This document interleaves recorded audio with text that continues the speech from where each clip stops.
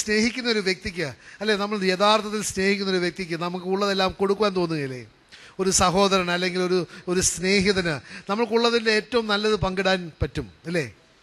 അപ്പോൾ നമ്മൾ മനസ്സിലാക്കണം, നമ്മൾ ഏറ്റവും ശ്രേഷ്ഠമായത് നമ്മൾ പങ്കുവെക്കേണ്ടത് യേശുവിനെയാണ്. നമ്മൾ ഒരു വ്യക്തിക്ക് കുറച്ച് പൈസയോ അല്ലെങ്കിൽ വേറെ ഏതെങ്കിലും സഹായം ചെയ്തിട്ടുണ്ടെങ്കിൽ അതൊക്കെ ശാശ്വതമായതാണ്, അതൊക്കെ താൽക്കാലികമായ ഒരു സഹായമാണ്. പക്ഷേ ആ വ്യക്തിക്ക് ശാശ്വതമായ ഒരു സഹായം നമ്മളിൽ നിന്ന് കിട്ടുന്നത് യേശു ക്രിസ്തുവിൻ്റെ നാമത്തിലാണ്. അതുകൊണ്ട് അപ്പോസ്തല പ്രവർത്തനം 3-ാമത്തെ അധ്യായം 6-7 വചനങ്ങൾ വായിക്കുകയാണെങ്കിൽ നമുക്കറിയാം, ആ മുടന്തനായ ഒരു വ്യക്തി ആ സുന്ദര കവാടത്തിൽ ഇരുന്ന് ഭിക്ഷ യാചിക്കുകയായിരുന്നു, അല്ലേ?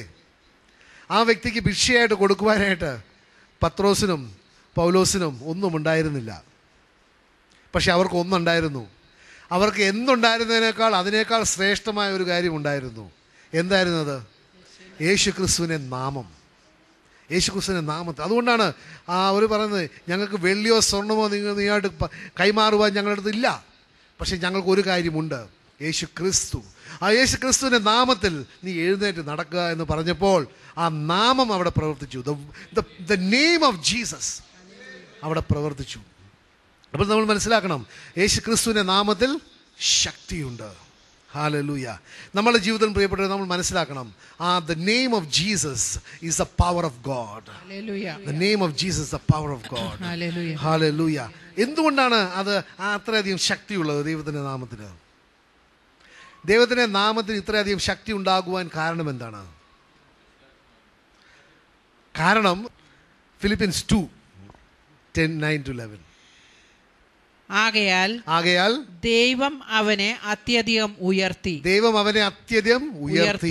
എല്ലാ നാമങ്ങൾക്കും ഉപരിയായ നാമം നൽകുകയും ചെയ്തു. ഉപരിയായ ഒരു നാമം അവന് നൽകുകയും ചെയ്തു. ഇത് യേശുവിന്റെ നാമത്തിന് മുമ്പിൽ സ്വർഗത്തിലും ഭൂമിയിലും പാതാളത്തിലുമുള്ള സകലരും മുട്ടുകൾ മടക്കുന്നതിനും യേശു ക്രിസ്തു കർത്താവാണെന്ന് പിതാവായ ദൈവത്തിന്റെ മഹത്വത്തിനായി എല്ലാ നാവുകളും ഏറ്റുപറയുന്നതിനും വേണ്ടിയാണ്. പ്രിയപ്പെട്ടവർ, ഇതിൽ നിന്ന് നമ്മൾ മനസ്സിലാക്കേണ്ട വലിയൊരു സത്യം ഇതാണ്. നിങ്ങളുടെ എതിരെ വരുന്ന ഏത് രോഗമാകട്ടെ, ഏത് ശാപമാകട്ടെ, ഏത് ബന്ധനമാകട്ടെ, നിങ്ങൾക്ക് മുട്ടുവേദനയായിരിക്കും, ക്യാൻസർ ആയിരിക്കും, അല്ലെങ്കിൽ വേറെ ഏത് രോഗമായിക്കോട്ടെ, ആ യേശു ക്രിസ്തുവിനെ നാമത്തിൽ മുമ്പ് ആ രോഗങ്ങളും ആ ശാപങ്ങളും ആ ബന്ധനങ്ങളും മുട്ടുമടക്കം എന്നുള്ളത് വളരെ വ്യക്തമാണ്. കാരണം എഫീഷ്യൻസ് 1-ാമത്തെ അധ്യായത്തിൽ ദൈവത്തിന്റെ വചനം വളരെ വ്യക്തമായിട്ട് പറയുന്നുണ്ട്, അവൻ ഇരിക്കുന്നത് എവിടെയാണ്? He is seated above all principality. I always say this because I want to again confirm that he is Lord of Lords and he is King of Kings. Hallelujah. He is seated above every principality and every power and every dominion and every authority and every name that is named. There is no name which is above the name of Jesus. യേശു ക്രിസ്തുവിന്റെ നാമത്തിന് ഉപരി അല്ലെങ്കിൽ അതിനേക്കാൾ ഉയർന്നതായ ഒരു നാമവും ഇല്ല പ്രിയപ്പെട്ടവരെ. Hallelujah. Today ഇന്ന് നമ്മളുടെ മധ്യേ യേശു ക്രിസ്തുവിന്റെ നാമം നമ്മൾ പറയുമ്പോൾ അവിടെ പ്രവർത്തിക്കുന്നത് പരിശുദ്ധാത്മാവിന്റെ ശക്തിയാണ്. It is the power of God that is being released when you release the name of Jesus. അതുകൊണ്ട് പ്രിയപ്പെട്ടവരെ, നമ്മൾ ഒരിക്കലും യേശുവിൻ്റെ നാമം പറയാൻ നമ്മൾ മടിക്കരുത്. നമുക്ക് ലജ്ജ ഉണ്ടാകരുത്. കാരണം ലജ്ജ ഉണ്ടാകുകയാണെങ്കിൽ നമ്മൾ ദൈവത്തിൻ്റെ ശക്തിയെ തന്നെയാണ് നമ്മൾ ലജ്ജിക്കുന്നത്. Because the power of God is in the name of Jesus. Hallelujah. അതുകൊണ്ടാണ് പ്രിയപ്പെട്ടവരെ, നമ്മൾ വചനത്തിൽ വളരെ വ്യക്തമായിട്ട് പറയുന്നുണ്ട്. മർക്കോസിന്റെ സുവിശേഷം 16-ാമത്തെ അധ്യായം 20-ാമത്തെ വചനത്തിൽ അവർ പറയുന്നുണ്ട്, ദൈവത്തിന്റെ വചനം പ്രഘോഷിക്കുമ്പോൾ ദൈവം നമ്മളോട് കൂടെ പ്രവർത്തിക്കുകയും അത് സ്ഥിരീകരിക്കുവാനായിട്ട് അത്ഭുതങ്ങളും അടയാളങ്ങളും നടത്തുമെന്നാണ് പറയുന്നത്. ഹല്ലേലൂയ. അപ്പോൾ ദൈവത്തിന്റെ നാമമാകുന്ന വചനം നമ്മൾ പ്രഘോഷിക്കുമ്പോൾ ദൈവത്തിന്റെ സാന്നിധ്യം പരിശുദ്ധാത്മാവ് വഴി ആ സാന്നിധ്യം നമ്മുടെ ജീവിതത്തിൽ ഉണ്ടാകുകയും പരിശുദ്ധാത്മാവ് പ്രവർത്തിക്കുമ്പോൾ അത്ഭുതങ്ങൾ നടക്കും. നിങ്ങളുടെ എൻ്റെയും ജീവിതത്തിൽ അത്ഭുതങ്ങൾ നടക്കണമെന്നുണ്ടെങ്കിൽ നിങ്ങൾ ദൈവത്തിൻ്റെ വചനം പ്രഘോഷിച്ചാൽ മതി. അത് ആദ്യം പ്രഘോഷിക്കേണ്ടത് നിങ്ങളോട് തന്നെയാണ്. നിങ്ങളോട് തന്നെ നിങ്ങൾ ദൈവത്തിന്റെ വചനം പ്രഘോഷിക്കുമ്പോൾ ദൈവത്തിന്റെ വാഗ്ദാനത്തിൽ വിശ്വസനായതുകൊണ്ട് അവന്റെ വചനം പറയുന്നത് he will work amongst us and he will confirm it. Hallelujah. ദൈവത്തിന് അവൻ നുണ പറയുന്നവനല്ല, അവൻ അസാധ്യമായ ഒന്നുമില്ല.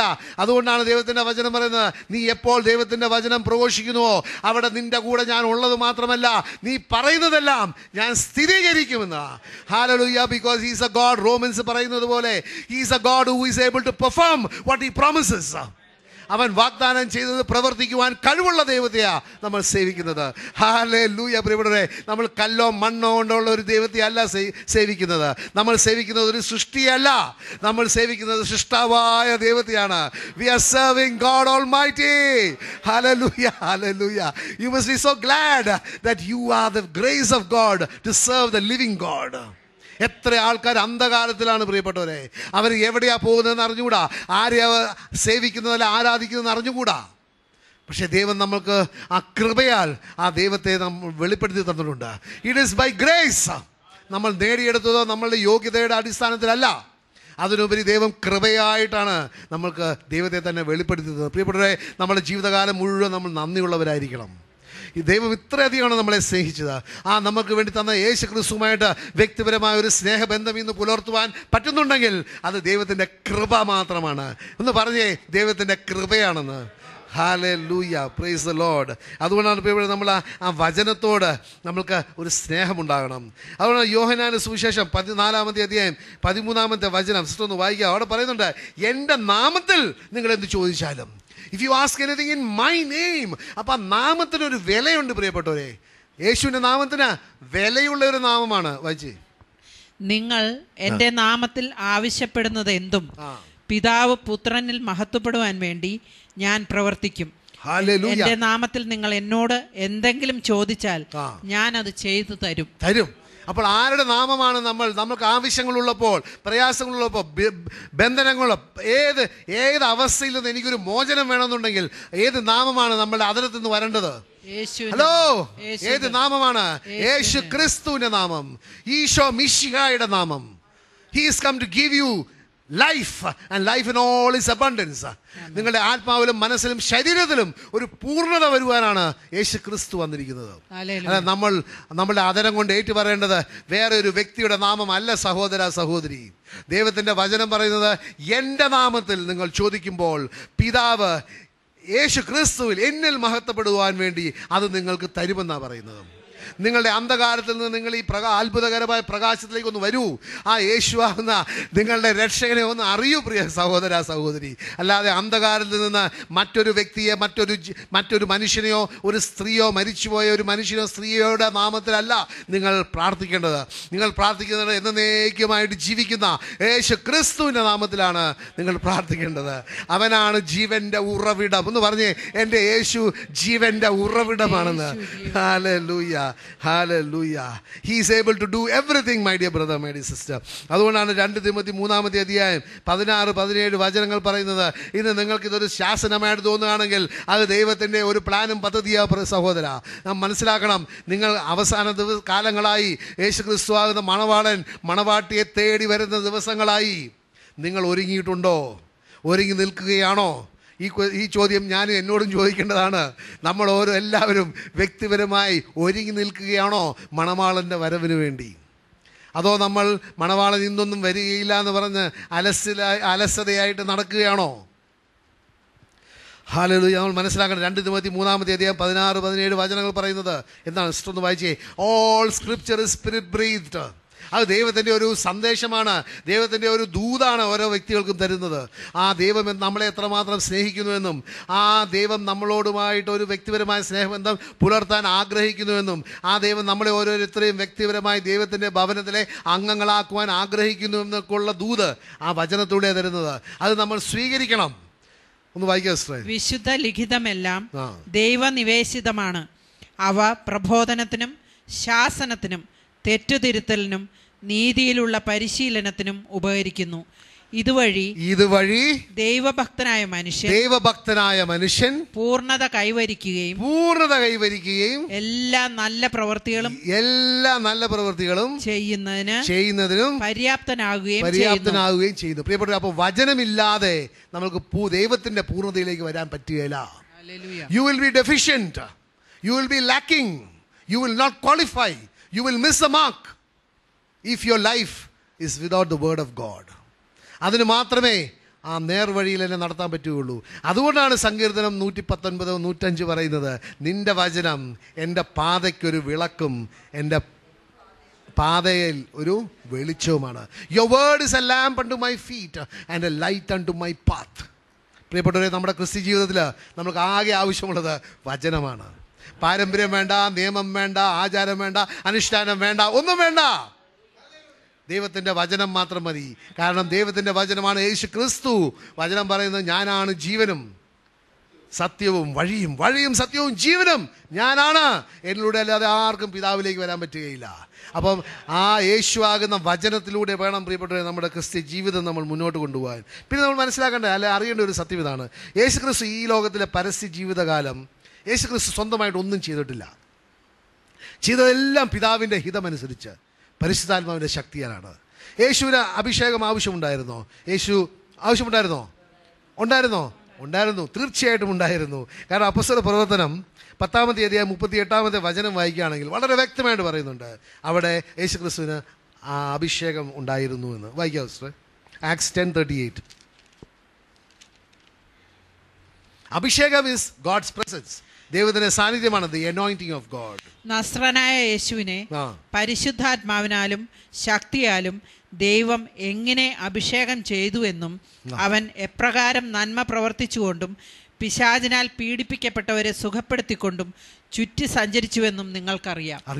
അപ്പോൾ പരിശുദ്ധാത്മാവിൻ്റെ അഭിഷേകം യേശുക്രിസ്തുവിന് ആവശ്യം മാത്രമല്ല, അത്യാവശ്യമായിരുന്നു.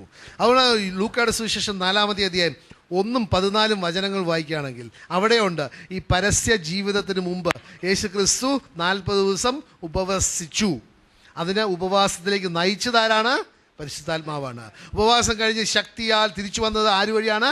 പരിശുദ്ധാത്മാവിന്റെ ശക്തിയാൽ നിറഞ്ഞ്. വായിക്കാം, ലൂക്ക 4:1-14. യേശു പരിശുദ്ധാത്മാവ് നിറഞ്ഞവനായി ജോർദാനിൽ നിന്ന് മടങ്ങി. ആത്മാവ് അവനെ മരുഭൂമിയിലേക്ക് നയിച്ചു. യേശു ആത്മാവിന്റെ ശക്തിയോടുകൂടെ ഗലീലിയയിലേക്ക് മടങ്ങിപ്പോയി. അപ്പം നമ്മൾ മനസ്സിലാക്കേണ്ട, ഇതിൽ നിന്ന് മനസ്സിലാക്കേണ്ട വലിയൊരു കാര്യമാണ്, ആത്മാവാണ് നമുക്ക് ശക്തി തരുന്നത്. ഇവിടെ വായിച്ചല്ലോ, യേശു ആത്മാവിന്റെ ശക്തിയാൽ ഗലീലിയയ്ക്ക് മടങ്ങി. നമ്മൾ നേരത്തെ വായിച്ചല്ലോ അപ്പോസ്തല പ്രവർത്തനം 10:38. അവിടെ ഒന്ന് വായിച്ചു, ഒന്നും കൂടെ. ആക്ട്സ് 10:38. നസ്രേനായ യേശുവിനെ പരിശുദ്ധാത്മാവിനാലും ശക്തിയാലും.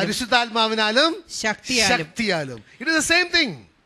സി, ഹീബ്രു ഭാഷയിൽ എല്ലാം 2 പ്രാവശ്യം പറയും. വളരെ പ്രധാനപ്പെട്ട കാര്യങ്ങൾ 2 പ്രാവശ്യം പറയും. പരിശുദ്ധാത്മാവിനാലും ശക്തിയാലും. ആക്ച്വലി പരിശുദ്ധാത്മാവിൻ്റെ ശക്തിയാൽ. പ്രിയപ്പെട്ടവരെ, ഇന്ന് നിങ്ങൾക്കും എനിക്കും ഈ ജീവിതത്തിൽ ശക്തി വേണമെന്നുണ്ടെങ്കിൽ നമുക്ക് വേണ്ടത് പരിശുദ്ധാത്മാവിൻ്റെ സാന്നിധ്യമാണ്. Without the presence of God you can do nothing. അതുകൊണ്ടാണ് ലൂക്കായുടെ സുവിശേഷം 4-ാമത്തെ അധ്യായം 18-ാമത്തെ വചനത്തിൽ പിന്നെയും യേശു ക്രിസ്തു പറയാണ്, the spirit of the Lord is upon me and I have been anointed. കർത്താവിന്റെ ആത്മാവ് എൻ്റെ മേലുണ്ട്, ദരിദ്രരെ സുവിശേഷം അറിയിക്കാൻ. I have been anointed എന്ന് പറയുന്നുണ്ട്. ഇംഗ്ലീഷ് പറയുന്നുണ്ട്, the spirit of the Lord is upon me and I have been anointed. പ്രിയപ്പെട്ടവരെ, നമുക്ക് ദൈവത്തിന്റെ സാന്നിധ്യം നമുക്ക് ഓരോരുത്തർക്കും അത്യാവശ്യമാണ്. അല്ലെങ്കിൽ U will B leading A dry Christian life. നേരത്തെ പറഞ്ഞതുപോലെ നമ്മൾ രക്ഷിക്കപ്പെട്ടവരായിരിക്കും, ആ ചെങ്കടൽ ക്രോസ് ചെയ്ത് കാണും. പക്ഷേ ആ മരുഭൂമിയിലൂടെ നിങ്ങൾക്ക് ആ ദൈവം വാഗ്ദാനം ചെയ്ത ആ വിശ്രമത്തിലേക്ക്, ആ വാഗ്ദാനം ചെയ്ത കാനാൻ ദേശത്തിലേക്ക് നമുക്ക് പ്രവേശിക്കണമെന്നുണ്ടെങ്കിൽ പരിശുദ്ധാത്മാവിൻ്റെ ഒരു പ്രവർത്തനമില്ലാതെ പറ്റുകയില്ല. Otherwise you will be stuck on this side, that is Red Sea സൈഡിൽ സ്റ്റക്കായി രക്ഷിക്കപ്പെട്ടവനാന്നൊക്കെ പറഞ്ഞ് സന്തോഷിച്ച് അവിടെ ഇരിക്കും. അവിടെ മരുഭൂമിയിൽ മരിച്ചു വീഴുകയും ചെയ്യും. പരിശുദ്ധാത്മാവിൻ്റെ ഒരു പ്രവർത്തനം നമ്മുടെ ജീവിതത്തിൽ ഇല്ലെങ്കിൽ നമുക്ക് ദൈവം വാഗ്ദാനം ചെയ്ത വിശ്രമത്തിലേക്ക് പ്രവേശിക്കാൻ പറ്റുകയില്ല പ്രിയപ്പെട്ടവരെ.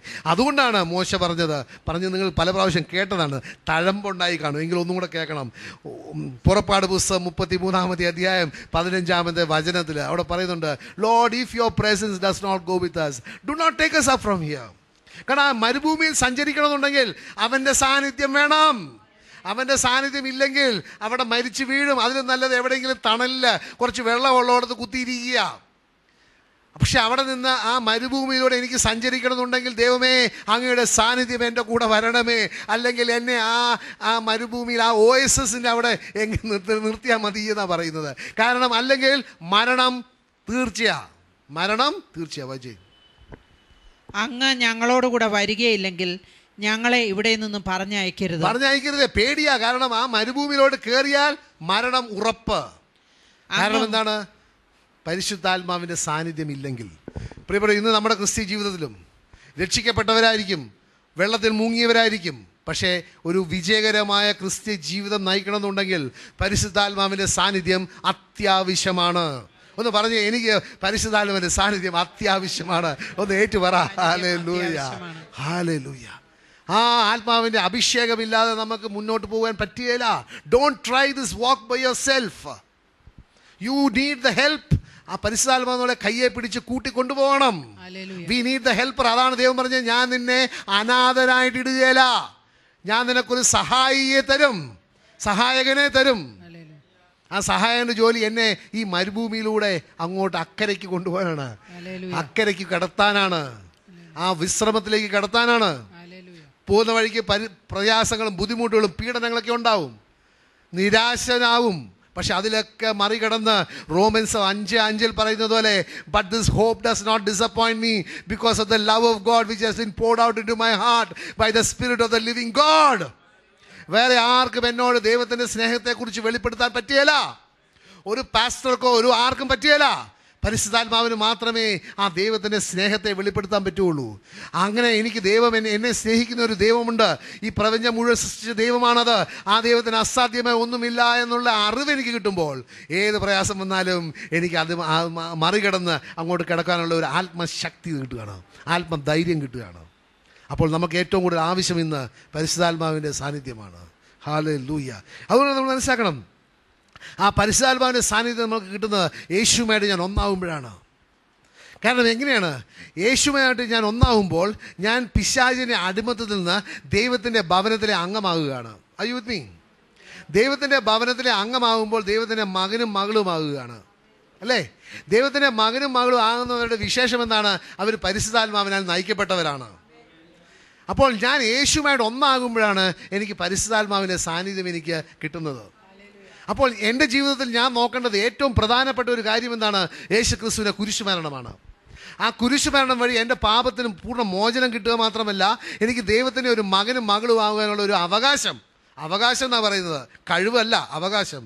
കാരണം ജോൺ 1:12 പറയുന്നത്, യേശു ദൈവത്തിൽ വിശ്വസിക്കുന്ന അവനെ സ്വീകരിച്ചവർക്കും ദൈവം മക്കളാകുവാനുള്ള ഒരു അവകാശം തന്നിരിക്കുകയാണ്. അവകാശം എന്ന് പറയാൻ കാരണം എന്താണെന്ന് വെച്ചാൽ, ദൈവം ഉടമ്പടി പാലിക്കുന്നവനാണ്. Are you with me? അല്ലെങ്കിൽ is A covenant keeping God. ദൈവം ഉടമ്പടി പാലിക്കുന്നതായതുകൊണ്ട് ഞാൻ എൻ്റെ ഭാഗത്തുള്ളത് ചെയ്തിട്ടുണ്ടെങ്കിൽ മറ്റത് അവകാശമാണ്, അല്ലേ? ഒരു കോൺട്രാക്റ്റിൽ ഒരു വ്യവസ്ഥകളുണ്ടെങ്കിൽ, ആ കോൺട്രാക്റ്റിലെ ഒരു പാർട്ടിയെ ഒരു വ്യവസ്ഥ നിറവേറിയിട്ടുണ്ടെങ്കിൽ പിന്നെ മറ്റേ പാർട്ടി നിറവേറേണ്ടത് അവകാശമായിട്ട് വരികയാണ്.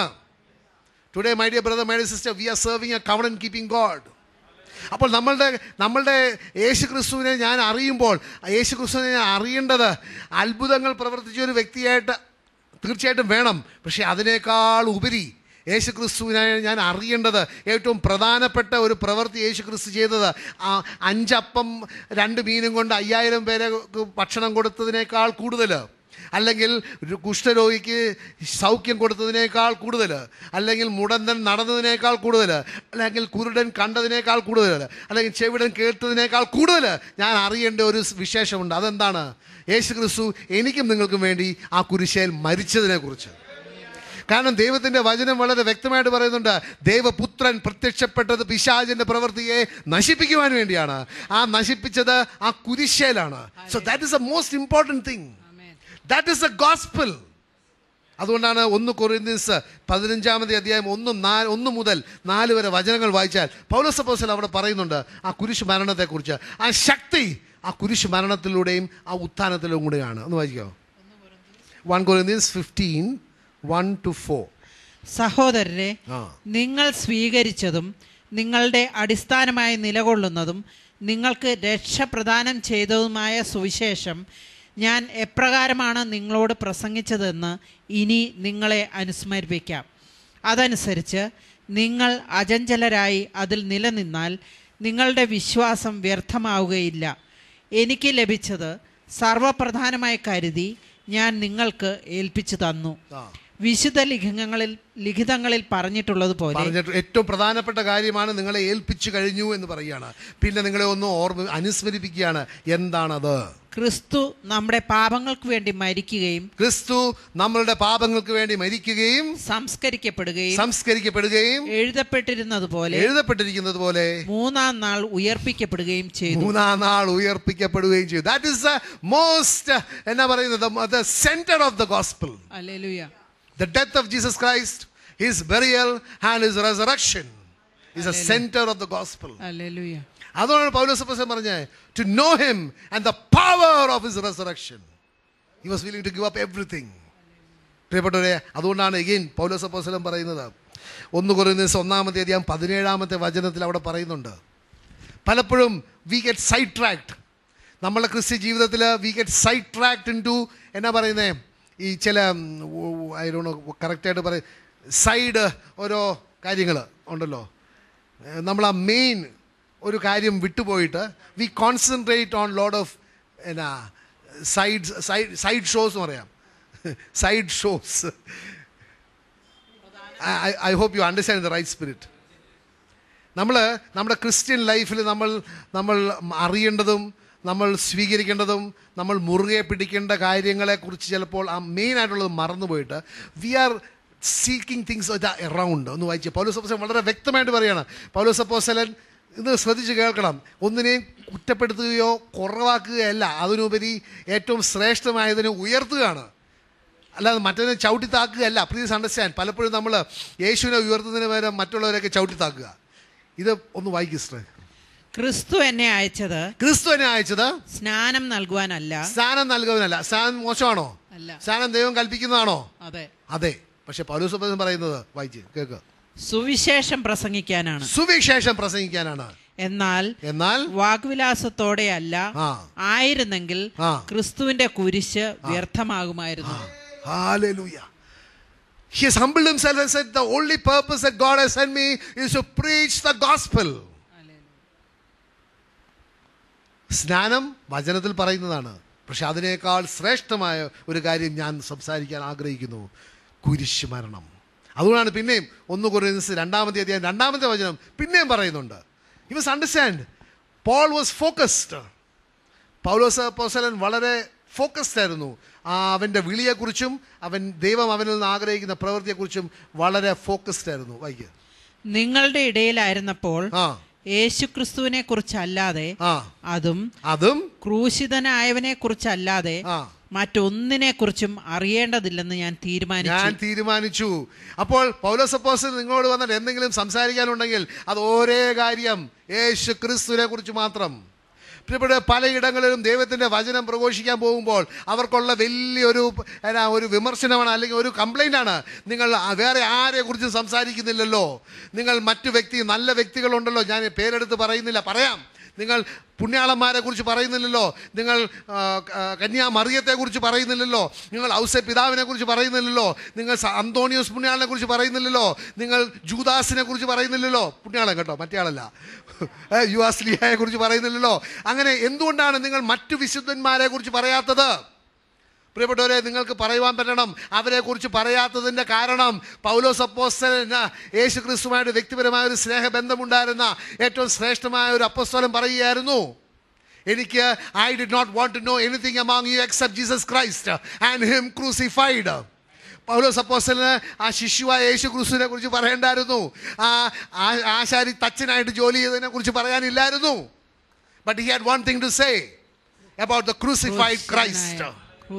കാരണം പ്രിയപ്പെട്ടവരെ, ആ ക്രൂശിതനായ യേശുവിന് മാത്രമേ നിങ്ങൾക്ക് രക്ഷിക്കാൻ പറ്റുള്ളൂ.